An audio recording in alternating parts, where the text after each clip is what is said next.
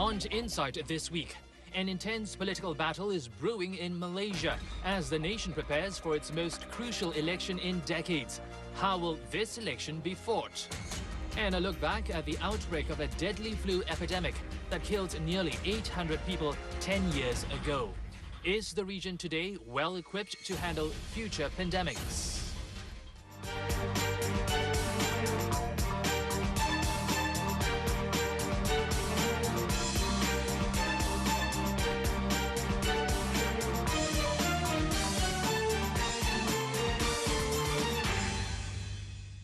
Hello and welcome to another edition of Insight.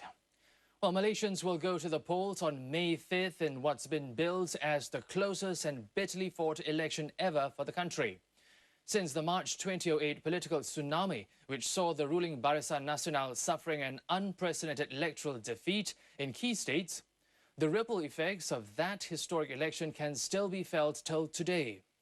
It's now facing the prospect of a do-or-die battle against a very determined opposition which has kept its eyes fixed on capturing Putrajaya. Has Barisan Nasional done enough to reverse its political fortune and hold its fort? Or will the opposition Pakatan Rakyat be able to score a historic victory?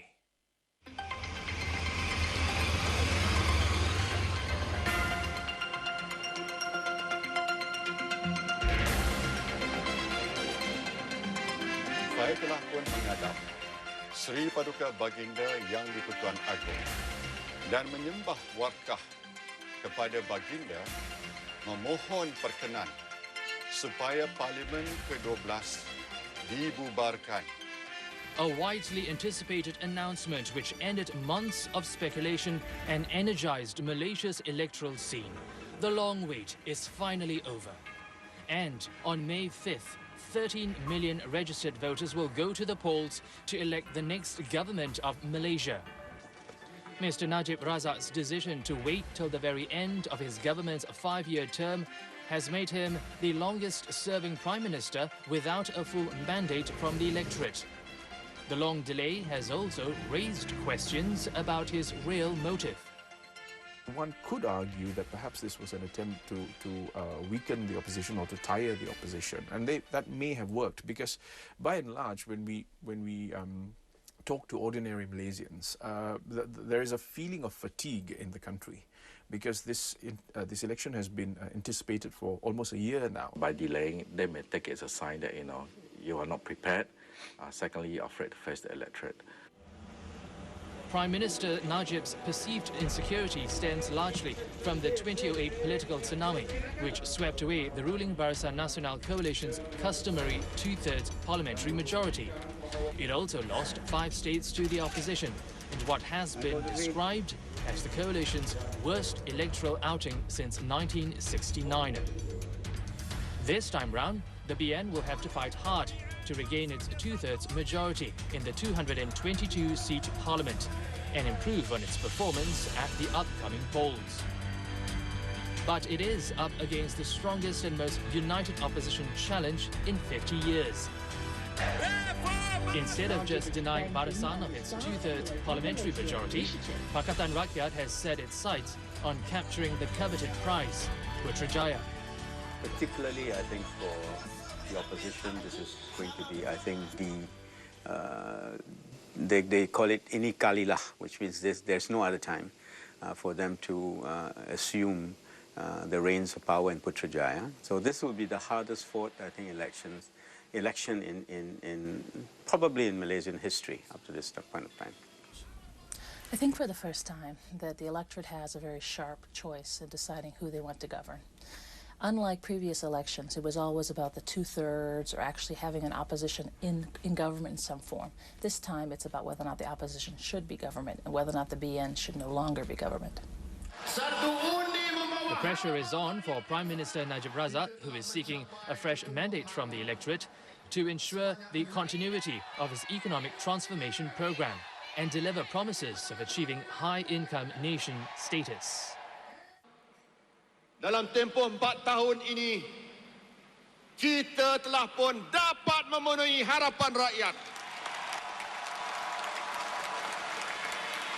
Over the last 4 years, since Prime Minister Najib has taken over, what we've seen basically is an attempt to transform the Malaysian economy. And basically that's been the theme, the leitmotif of Najib's entire administration over the last 4 years. There have been the reforms in the economic sector, crucially opening up certain sectors for more competition. I think this is part of the economic transformation program.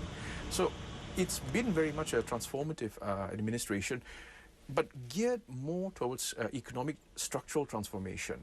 However, these things have happened on a very macro level. They touch upon big business, foreign capital, Malaysian capital. In the end, no matter how successful any administration is internationally, that administration must remember that it's your Malaysian public that's voting for you. In an attempt to show that it has not forgotten the average Malaysian, the BN recently revealed its election manifesto, which contained a slew of promises that would help address the concerns of ordinary Malaysians, from increasing cash handouts to the poor, to lowering car costs and broadband fees. There's a coming to a recognition on the part of Barisan Nasional that you cannot win power by just relying on your own party and giving money to your own party. You actually have to have some distributive mechanisms. And I think the manifesto reflects that reality. And I think that is underscored by a second factor, in that there is a realization of that people are a priority. And that there has to be much more outreach in the way that people govern. For all its intents and purposes, Barisan Nasional has not been able to address some of its major flaws within its own parties, despite Prime Minister Najib's growing popularity as the man who initiated a series of bold reforms to expand democratic space and increase civil liberties in the country. It remains unclear whether the same ideals are being shared by his party, UMNO.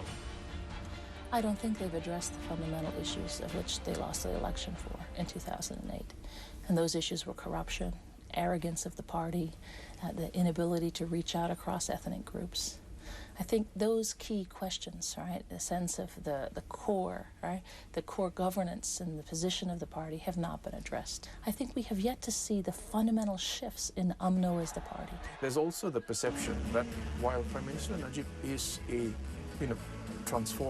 someone who's willing to transform the economy for the long-term good of the nation, there remains the perception that there are certain elements within his own party and certain elements within his own coalition who are hesitant to embrace these changes. So I think that's why, for instance, there's been talk of internal sabotage within the Barisan Nasional, political infighting within the parties themselves and in between the parties of the ruling coalition. And I think these remain issues that are serious and they have to be resolved. As a sign of growing confidence, the loose coalition of opposition parties is seeking to break into BN strongholds in states like Johor, Sabah and Sarawak, in addition to defending Penang, Kedah, Kelantan and Selangor, which are now under its control. Prominent Democratic Action Party or DAP leader Lim Kit Siang will be moving from his safe seat in Ipoh to the UMNO fortress of Johor. Vice President of the Islamic Party, PAS, Salahuddin Ayub, is expected to do the same, along with a few other big names in the opposition coalition. There is a feeling, particularly among the opposition, that this may be their only chance to actually bring about a change in government. Hence, the willingness to take on seats that have never been contested by any senior leader of the party. So we see senior leaders from the DAP trying to move to Johor, for instance.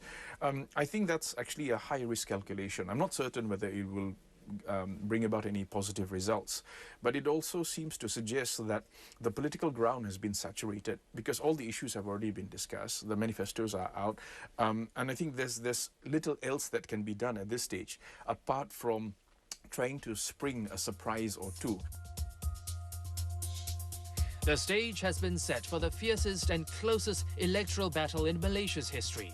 An election that will see both Prime Minister Najib Razak and opposition leader Anwar Ibrahim fighting hard for their political survival.